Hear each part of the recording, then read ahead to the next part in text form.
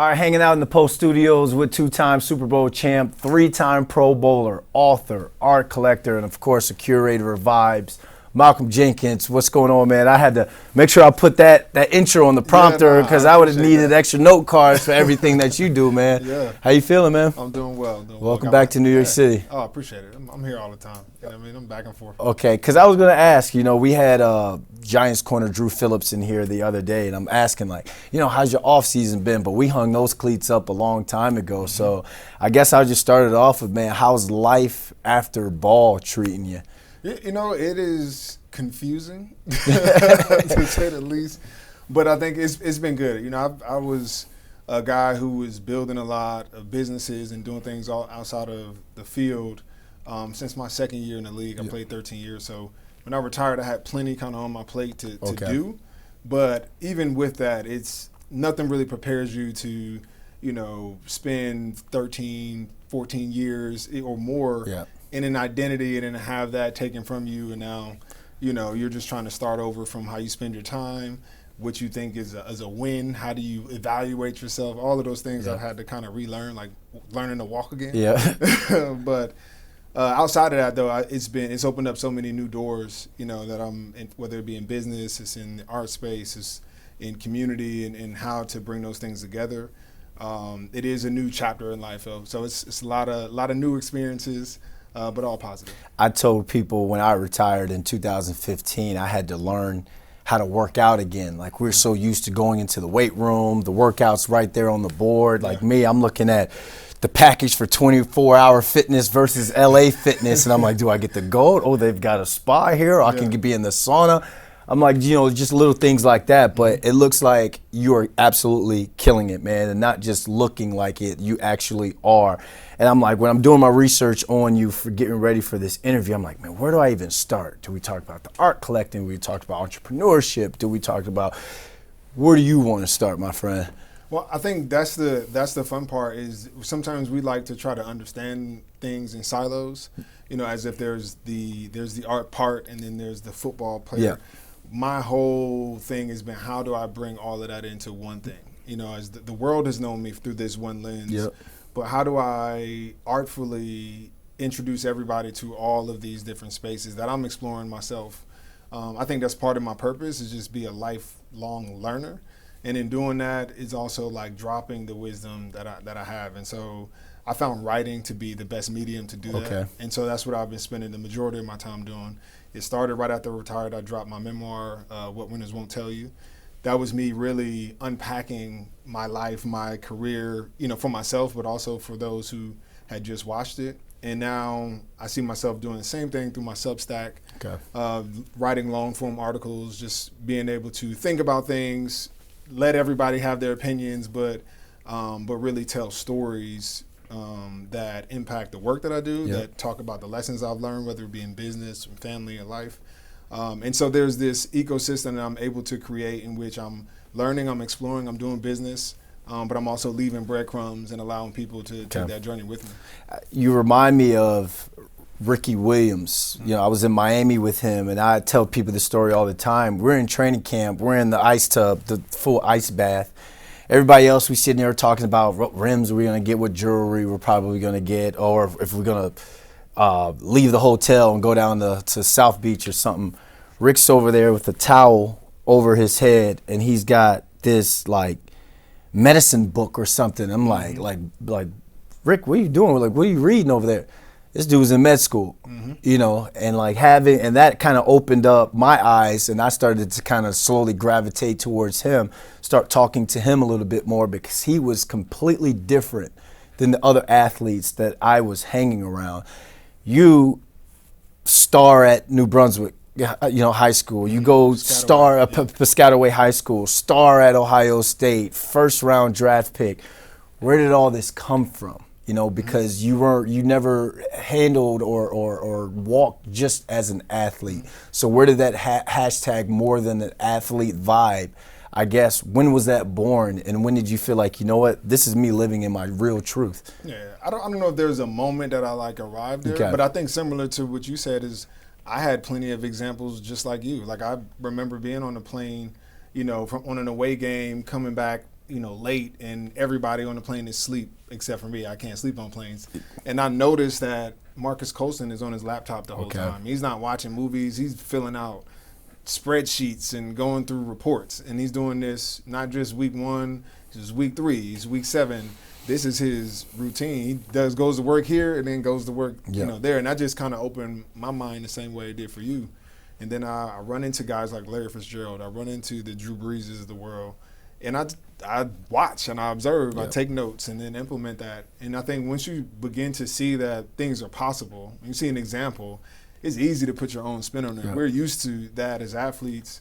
All you got to do is show me this guy run this route one time. Okay. I'll be able to do it. And I can replicate that through practice and dedication. That's the easy part. It's just the knowledge. And I've been able to acquire a lot of knowledge just by being observant of the few individuals who move differently around me. But you didn't just watch, man. You took action, and that's what I respect you for. So let's look back to you being a athlete activist. Everyone knows how, from the locker room where you were holding up the signs, talking about the different social injustices and calling things out without not verbally calling it out. Looking back at it, were you nervous? Were you scared? Were you worried that, hey, I could be messing up, my money, my status as an NFL football player by speaking up? What compelled you so much to have to take that, to lead from the front? Yeah, I mean, I've heard a quote recently. I don't know who said it, but they were talking about fear being a prerequisite condition for courage.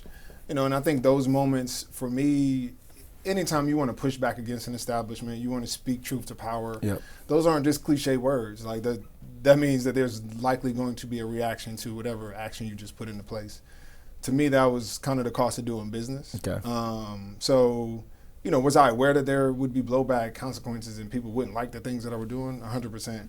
Was it uncomfortable? 100%. But I kind of understood that was the necessary process for the things that I'm trying to bring attention to. Nobody, if I was looking for a nice way to do it, people would likely ignore it. And I think that was just, that was something that I also tried to encourage other athletes who wanted to get involved with using their voices and their platforms to bring awareness to conversations that might be uncomfortable or things like that. It's like, don't get upset when the uncomfortable weight of the conversation settles. It will be some tension there. You might lose some people, but that's where the work is. That's where, you have to go the extra mile to articulate your thoughts, to listen a little bit more, to read up a little further.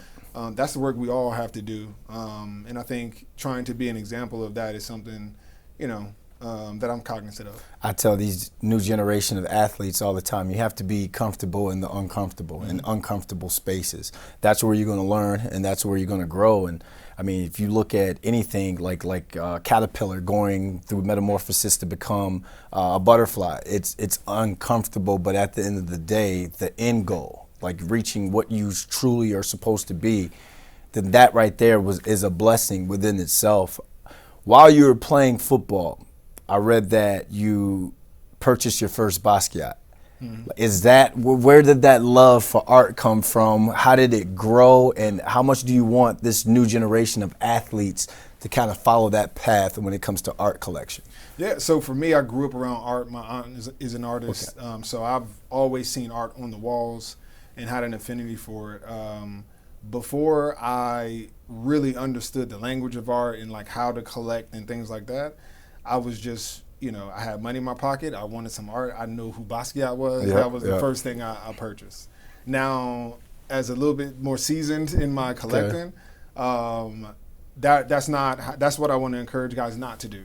Because I think there's an opportunity, not that the Basquiats or anything's wrong with it. Phenomenal work, he's a master. But I think there's a very unique opportunity for athletes right now to engage with contemporary artists who are living. And one, it's a way cheaper entry point into to collecting art. So the risk that you're taking is not too much if you're looking at it from an investment standpoint, but you're also collecting and investing in being a steward of today's stories from today's artists and today's voices. Then the third part is you have the opportunity now as an athlete and somebody with a platform to amplify the artists in the art that you support and that you collect, which is a very unique situation to be in, where you can raise the profile of the artists you collect the same way you would do a business. Absolutely. And so that's where I'm really trying to get athletes to understand collecting. It's a long-term thing. You got to be in it for the right reasons to make sure that you're a steward of this, especially if you're collecting Black art like I do. Yep. And because there's some purpose to that. It's not just about returns and things like that, but there's so much community that can be built there because we are athletes, we're entertainers, we all are in the same space. We should be supporting each other's art and each other's work the same way they buy tickets to our games. We should be supporting artists because I think their voices right now are, as we're trying to create a new world, we're trying to figure out what this new version of us is going to be. Artists are the ones who are going to use or going to paint that picture and show us a new way, outside of the things that we've kind of framed. Part of what you do with your foundation is you push the youth to dream bigger. How can we get some of these, I guess, NFL athletes or NBA athletes, whatever, just pro athletes in general, how do we get them to step outside their box and dream bigger? Yeah, I think there are a lot of athletes that are doing a ton of work. Yeah. So many athletes have personal charities and give up so much time, energy, and effort to help communities. What I would challenge athletes is we all, especially team sport athletes, we all understand that our power and strength is exponential when we add it into a team. And it's ironic that in a space of trying to have impact is a place where you don't see much collaboration or teamwork. Yep. You have a lot of guys, competing in the same cities to do work in the same type of places just for the namesake of their charity. And I think where there's real opportunity is collaboration and collective impact, where we're able to bring all of our likenesses and cachet together, cultural capital, and use it to bring together more resources that we, then divvy out. It's essentially what we did with the Players Coalition. When we looked at how we wanted to have real policy change, we looked at a collective voice. All of us are doing stuff individually, but how can we all start using it together? Okay. And all of a sudden we start getting laws passed all over the country through that tactic. It's the same kind of, it's the same thing we've been doing since we were kids, though. Yep. We understand what it is to be on a team. Before we dive in deep on the game of art, this cool event you have coming up pretty soon, you're a Jersey guy. Yeah. So did you ever see yourself playing for the Jets and Giants, and how ironic was it that you ended up being an Eagle? Yeah, you know what? I grew up despising the Giants simply because I love playing video games. Okay. And Sundays, no school. I was always mad the Giants was playing. They took up 4 hours every Sunday. Time I could be playing the video game. I could be on that mat. I could be on those sticks right now. Yeah. So I grew up with a little bit of a hatred toward the Giants, but obviously to end up in Philly, my dad was a Giants fan. He had to make some decisions real quick. he converted over. Okay. But it's fun. I think luckily I've had the better of that matchup. So when I'm in Giants territory, I don't have any problems. Okay, no smoke at all. You feel as though Joe Shane, like we saw what he went through last year with the Saquon situation on Hard Knocks, with the free agency that he's had and the draft that he's now had. Do you feel like he's closed the gap now some when it comes to the Giants being little brother to the Eagles? Well, I don't know. I think when you see what the Eagles are doing, the Eagles are continuing to get better. Yep. And I think that's this is the first step, but there's so much to be done. Okay. When you talk about closing the gap on a contender and an ex-champion who's in your division with solid talent that's all intact. So I think it is a good step. I think there's a lot of questions about obviously when you're losing talent, you lose a Saquon, you pass on a Shador. There's also going to be a little bit of demand of okay, well, you're making decisions. Let's see some answers. But there's a lot of time between now and kickoff of this season. A lot of things can happen, but I think as far as the first step in, the early parts of the offseason, it's looking solid. Yeah, they definitely took a step in the right direction. But I tell fans all the time, we can't be arguing and trying to crown a Super Bowl champ just through what everyone looks like on paper. Exactly. Like no one's even been through mini camp, let alone training camp yet before we can figure it out. Hot topic right now, Abdul Carter gets drafted 3rd overall. He asks Lawrence Taylor to unretire his number. Can he pay homage, respect to one of his favorite players? When you were drafted 14th overall by the Saints, is 27 the number you picked, or did you ask to try and unretire a jersey number? Like, what's your thoughts on a rookie coming in asking to unretire a jersey? This is a different time, so I will say that. Like, when I came in as a rookie, it was very much like a shut up and sit in the corner. Yep. Go get my bagels or whatever. You know, Absolutely. So I think it is a little different. But no, I came in out two. The number 2 was my jersey. Now, we couldn't wear the single digits back then, but even if, let's say, a starter had it, it was usually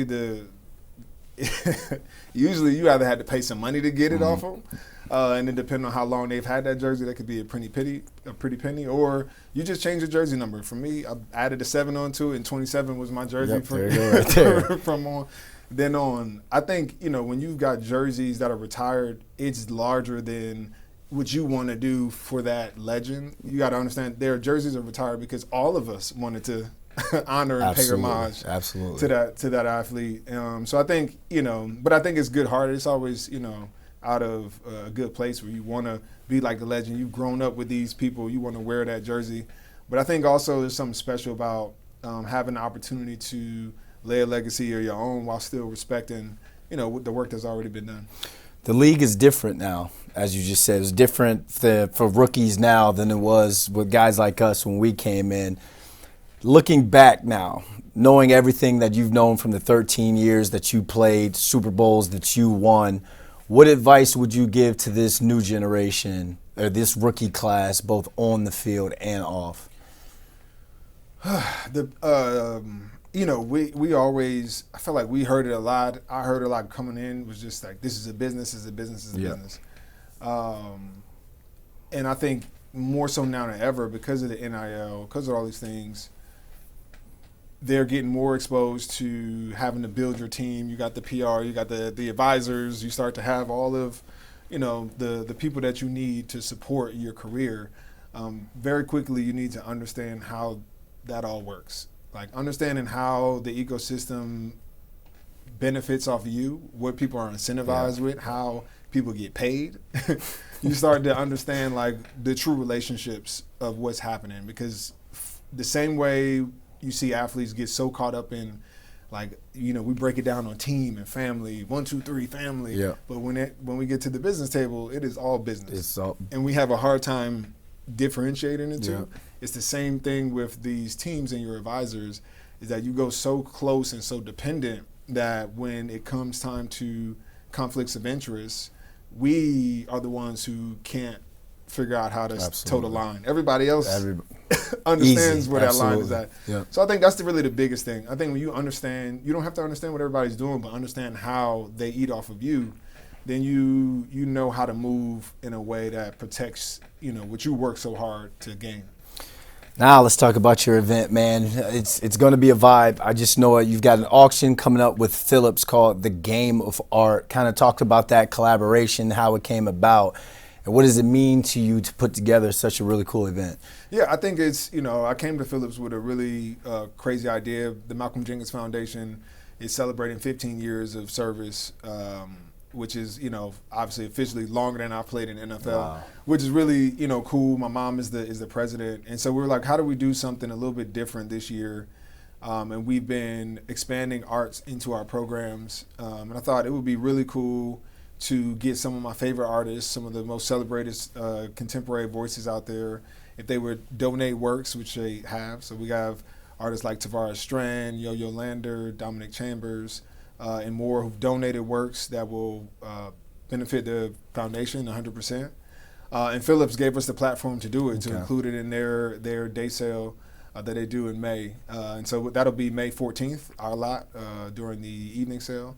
And yeah, it's an opportunity to support the work that we've been doing, and doing it through ways that, you know, have multiple levels of impact. The work in and of itself are from artists whose voices I think need to be heard. Their work is usually not that available and not easy to get. So it's an opportunity for people to understand the work, to meet the artists, and understand why it's important. But at the same time, those proceeds are going to the foundation that is helping bring these experiences to youth all across the country and everywhere that I call home. So the impact of, you know, it's not just the art that you'll get and enjoy and put on your walls, but it's the ability to stack that with an exponential impact with giving to a foundation that has put in 15 years of service and is looking forward to many years to go. Lifting up the community. Last question, man. You continue to raise the bar for yourself personally. I know we were 1 of 11 when we played football, but what's next for Malcolm Jenkins? Man, I think my life is really just one that is meant to learn as much as possible and leave behind the wisdom that I get. So I think there's going to be, you'll see me doing what you've always seen me doing, trying a ton of things, okay.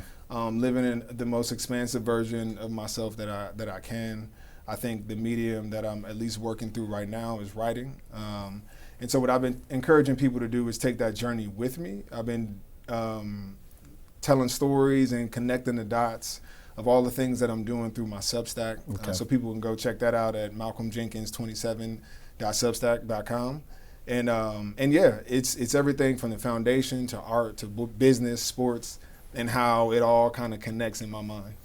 Well, I was going to go home and, relax after a long day of work, but after everything you got going on, I'm gonna just open up my laptop and do something. I gotta do something, man. But no, I appreciate that, man. You pushing not only like guys like me who want more, not only for myself, but for my community, my family as well, but for this younger generation, man. You being that big homie that can kind of show them the way, because as you know, we've seen a lot of great talent get lost. Mm-hmm. Because their steps weren't aligned by someone that has already been there and has done it to get them on the right path. So, I mean, you're helping athletes, you're helping the youth, anyone out there, and everyone within our community, man. So we appreciate you coming in. Appreciate all you do, man. Thank you, man. No problem.